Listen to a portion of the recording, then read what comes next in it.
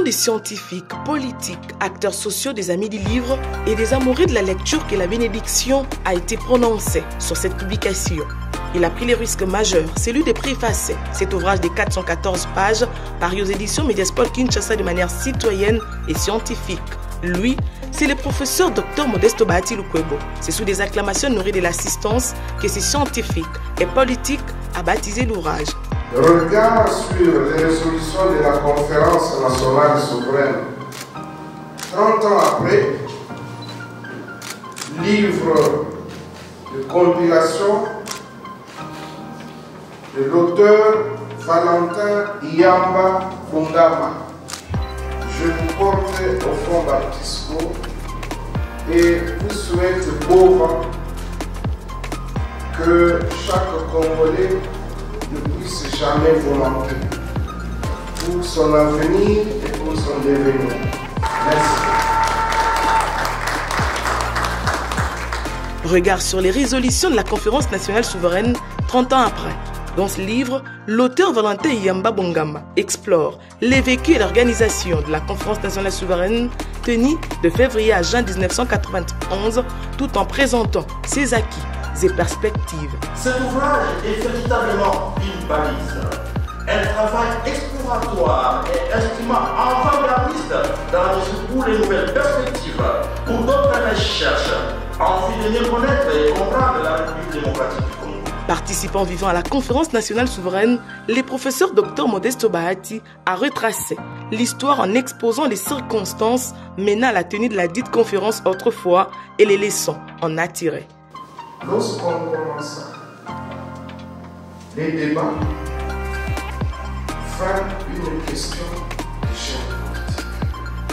Lorsqu'on a composé le bureau, eh bien, les témoins du pouvoir se sont sentis marginalisés. Ils ont dit, nous ne sommes pas bien représentés et donc il faut qu'il y ait une certaine géopolitique, c'est-à-dire une représentation géographique et même sociale et ethnique. Je me rappelle encore de ce débat qui était mené par les membres du gouvernement de feu Rose Carnivon, la personne de son ministre de la communication, c'était Yamoussi Mouvini, qui avait fait un débat houleux sur la géopolitique et le lendemain, malheureusement, on a décidé de fermer la conférence nationale. Nous étions tous furieux. Nous nous sommes retrouvés tous dans la rue. Chaque jour, nous étions dans la rue face au char de la division spéciale présidentielle.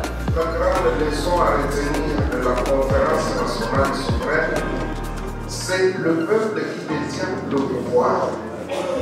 Alors, occupons-nous du peuple si nous voulons garder le pouvoir. Quel est donc l'intérêt de cet ouvrage plus de 30 ans après la tenue de la conférence nationale souveraine? Le deuxième vice-président du Sénat répond. Aujourd'hui, plus que jamais, ce livre du sous-directeur Valentin Iyamba Bungama, qui retrace la conférence nationale souveraine telle que organisée, telle que vécue. Je disais que plus que jamais, ce livre est d'actualité.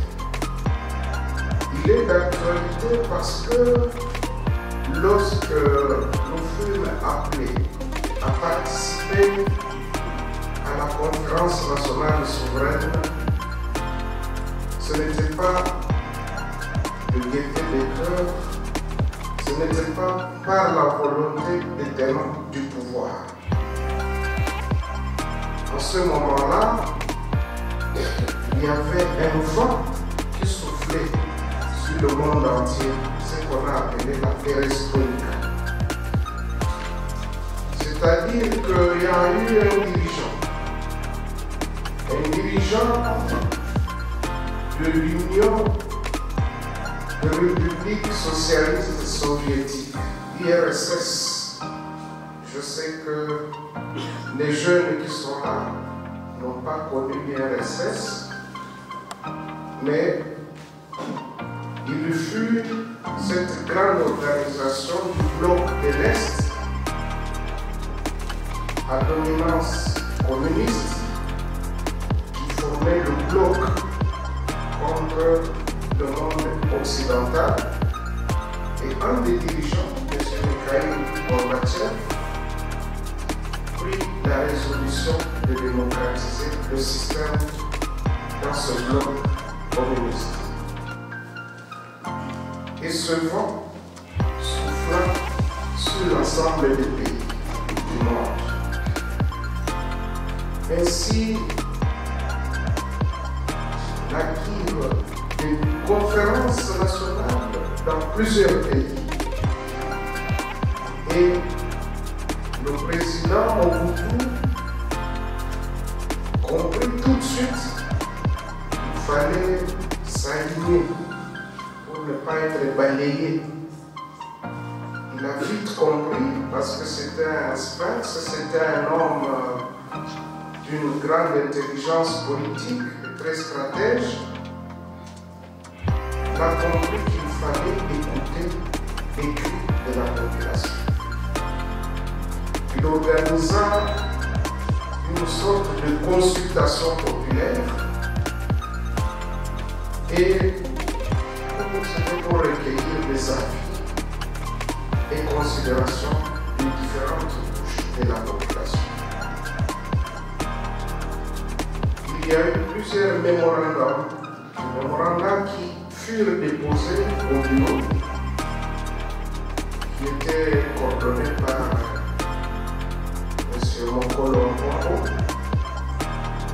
et tous les mémos pratiquement demandaient que les choses changent, que le pays se démocratise, qu'on ait accès à la liberté d'association, à la liberté d'expression, qu'on ait des convives mieux qu'avant.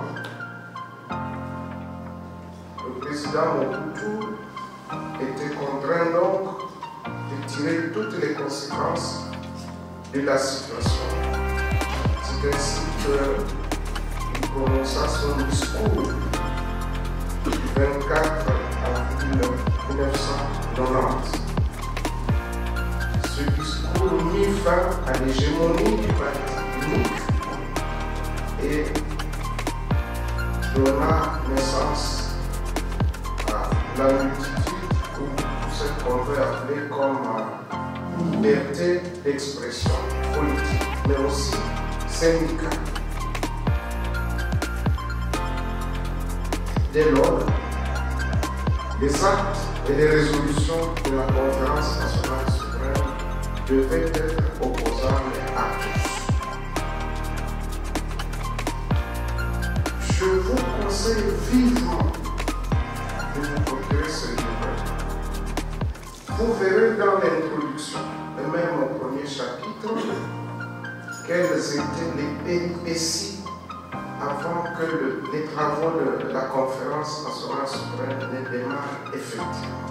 Un exercice intellectuel ardu pour le deuxième vice-président du Sénat, car, bien avant cette cérémonie, il avait baptisé 3 autres publications, la preuve de sa disponibilité dans la promotion de la science et la culture.